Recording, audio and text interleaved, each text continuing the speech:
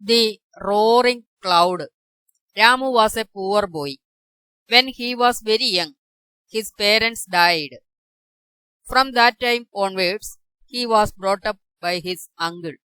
He was a man of rude behavior, and the same was his wife.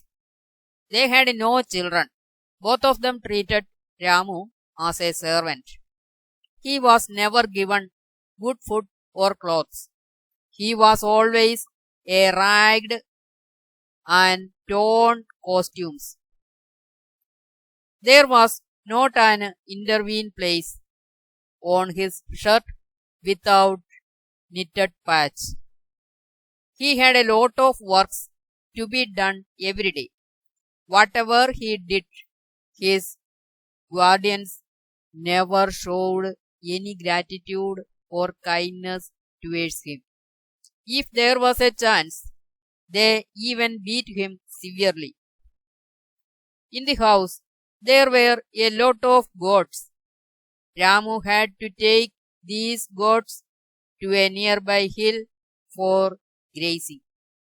In the evenings, he brought the goats back home. If the parents were not satisfied with Ramu's feeding the cattle, they rebuked him sternly, and sometimes they thrashed him to their contentment.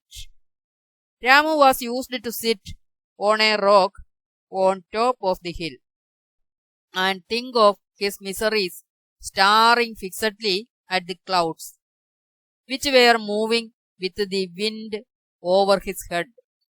He had thought that the clouds were God-like phenomena of the world, for they roared like thunder. All days he prayed to the clouds to revenge his guardians in favor of him. One day, Ramu was sitting on the rock, thinking of revenging his cruel guardians. It was very late in the evening, and more than that, the time for his return was also over. Suddenly, it started to rain heavily. There was a small niche on one side of the rock, enough for a man to take shelter in rain or in the sun.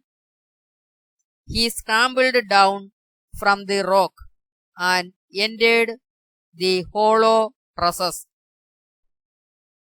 In the heavy rain, it was not possible to see anything around. The goats found shelter under the nearby trees. Ramu's guardians feared, for they could not see the goats or Ramu. Their anxiety was about their goats, not of Ramu. In the thought of losing the goats, they rushed to the hill. It was thundering fiercely. The freezing wind made Ramu shiver in the niche. His guardians neared the rock and peeped into the cavity to see Ramu inside. They were drenching all over in the rain. Still was it thundering. The guardians saw Ramu in, and they together caught him by his hands and pulled him out. For he was very late, they started to beat him standing in the rain. Ramu cried aloud. Suddenly, the clouds roared, shaking even the ground. Everything around that place trembled in the sound. The guardian stopped beating him, fearing that something worse was going to happen. A lightning flashed through the sky, tearing apart the clouds. Therewith took place a thunder. It fell on the rock and on the wicked guardians. They were burned to ashes. Thus, Ramu had his revenge.